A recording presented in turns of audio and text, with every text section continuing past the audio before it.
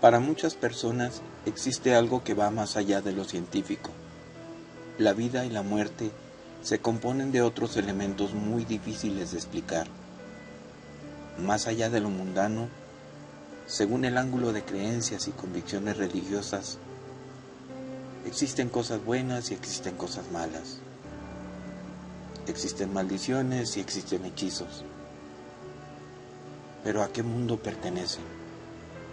Según algunos, por una maldición, 6 presidentes estadounidenses han fallecido trágicamente. Y aún, cuando pareciera que estas cosas pertenecen a un ayer más remoto, a un pasado con atavismos místicos, esotéricos y oscuros, la realidad es que el tema sigue vigente. Pero, si no es así, ¿por qué entonces una aerolínea indemnizó a una tribu amazónica que maldijo a un avión? ¿O por qué algunos políticos de nuestro país han recurrido a las artes oscuras para lograr sus intenciones, como lo cuenta el autor José Gil Olmos en el libro Los brujos del poder? Increíbles historias reales de esoterismo, política y poder, donde el autor documenta la relación de personajes relevantes de la historia con brujos, espíritus y chamanes, hechiceros o espiritistas, que han hecho de estos encuentros un ritual para la toma de decisiones o para mantener y expandir su poder. En fin. Recientemente, se dijo que el presidente de Venezuela, Nicolás Maduro, fue víctima de un conjuro. El gobernador Liborio Garulla, del estado Amazonas, un férreo opositor a su régimen, en un acto de protesta público, le lanzó, aparentemente, una maldición de Dabukuri, con dotes chamánicos de su etnia, el pueblo indígena Curripaco. Aunque no parezca relevante, las maldiciones han dado de qué hablar en el mundo de la política. Tal vez suceda lo mismo con una que genera más pánico que otras. Y nos referimos a la maldición judía llamada Pulsa de Nura, la cual, al parecer, ha recaído sobre líderes mundiales con nefastos resultados. La maldición judía Pulsa de Nura extrae su nombre de una frase que proviene del arameo y significa látigos de fuego. No se encuentra contemplada en ningún libro sagrado de la religión judaica. Su origen es apócrifo. Aunque se señala que este ritual puede tener conexión con la Cábala, básicamente consiste en una plegaria directa a Dios para que elimine a una persona altamente peligrosa y perjudicial para el pueblo, y que no puede ser detenida por medios convencionales. Se ejecuta mediante plegarias y rezos, cuyo objetivo es aniquilar, por medio de entidades celestiales, a enemigos que han denigrado o han representado peligro para el pueblo judío. En teoría, se utiliza solamente como último recurso cuando todas las posibilidades de justicia humana han fallado. La ceremonia descrita en algunos textos es compleja y tiene tintes quizás hasta de magia negra, disciplina claramente prohibida por las leyes del judaísmo. El ritual se convoca a medianoche y en él participan al menos 10 minyan, quórum mínimo para rituales según el judaísmo, o 20 hombres mayores de 40 años vestidos de negro, y quien preside la ceremonia debe de ir de color blanco. Todos con barbas, todos casados, todos con hijos, libres de pecados y con profundos conocimientos de las Escrituras. Antes de la ceremonia, los convocantes deben ayunar 3 días y darse un baño ritual llamado mikve.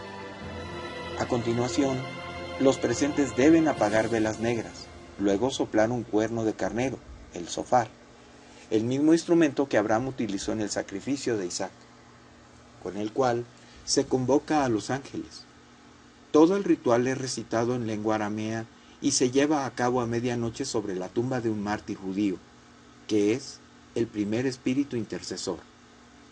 Pero, asimismo se dice que estos hombres deben estar dispuestos a morir, ya que si los ángeles encargados del castigo valoran que la víctima no tiene faltas, este rito se volverá contra aquellos que lo iniciaron.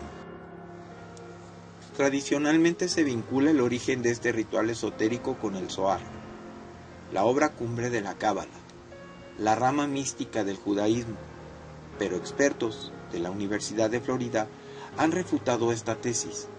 Según sus investigaciones, la primera pulsa de Nura se aplicó poco después de la fundación del Estado de Israel y fue la secta antisionista Neturei Karta, cuyos miembros visitan periódicamente el Irán de Ahmadinejad, la primera que la ofició como protesta contra el gobierno por exhumar unas tumbas. Luego, la extrema derecha mesiánica se apropió del ritual para emplearlo como arma política contra los dirigentes dispuestos a hacer concesiones a los palestinos, y para ello han tergiversado su sentido original, puesto que el Zohar aparece como una fuerza divina que protege del mal. El texto cantado para este sortilegio proviene pues del Zohar, texto cabalístico que consiste en una colección de comentarios sobre la Torá. Mediante él se invoca a un ángel sin nombre que se sienta al lado del ángel destructor y que es el encargado de ejecutar la maldición. Otras fuentes señalan que es la invocación del ángel protector de la persona sobre la cual caerá la maldición y también de otros ángeles de la destrucción. Además, debe invocarse el nombre y apellido de la madre del afectado, ya que en la creencia judaica es ella quien enlaza el objetivo con la sangre del pueblo judío. Expertos de la Universidad de Florida han establecido que, pese a la antigüedad de algunos rituales hebreos, el surgimiento de la pulsa de Nura puede rastrearse a una etapa posterior a la creación del Estado de Israel, cuando la secta antisionista Neturei Karta la empleó para protestar sobre la profanación de algunas tumbas. Luego, fue empleada por grupos sionistas de ultraderecha, quienes trastocaron el sentido de la maldición al lanzarla contra autoridades que han hecho alguna concesión al pueblo palestino o atentado de alguna forma con su ideología político-religiosa. En 1995, rabinos y cabalistas organizados por el rabí y escritor Yosef Dayan llevaron a cabo en el cementerio de Rosh Pinah esta ceremonia en contra del primer ministro israelí de aquel entonces y también Premio Nobel de la Paz, Isaac Rabin, acusados de ceder parte de la tierra prometida a los palestinos, según los acuerdos de Oslo. A solo un mes de proferida la maldición, a Rabin fue asesinado a tiros en Tel Aviv ante una multitud de personas luego de dar un discurso. Su asesino, el fanático Yigar Amir, cumple condena perpetua en la cárcel de esa misma ciudad. Según The Jerusalem Report, un fragmento del Pulsa de Nura proferido contra Isaac Rabin tenía las siguientes palabras: a Isaac Rabin le queda poco tiempo, los ángeles ya tienen sus órdenes. Rabin incita contra el judaísmo y sobre él, Isaac, el hijo de Rosa y conocido como Rabin, tenemos permiso para demandar de los ángeles de la destrucción que usen la espada contra este malvado hombre, que lo maten por entregar la tierra de Israel a nuestros enemigos, los hijos de Ismael. Esta imprecación también fue lanzada al primer exministro Ariel Sharon, quien en 2005 señaló su intención de evacuar los asentamientos de Gaza. Sharon entró en coma después de sufrir una embolia cerebral a los 6 meses de ser maldecido con la pulsa de Nura. Falleció después de una larga agonía de más de 8 años. En 2006 también se utilizó en contra de Ehud Olmert, sucesor de Sharon y exalcalde de Jerusalén, quien padece actualmente cáncer de próstata. Pero la realidad es más prometedora. En varios casos, la maldición no ha surtido efecto ni ha demostrado ser devastadora. Saddam Hussein, mientras escribía su novela romántica en secreto, fue maldecido con la pulsa de Nura cuando en 1991 atacó la ciudad de Tel Aviv durante la Guerra del Golfo. El dictador iraquí perdió la vida en otras circunstancias, mucho tiempo después, sin haber padecido los látigos de fuego.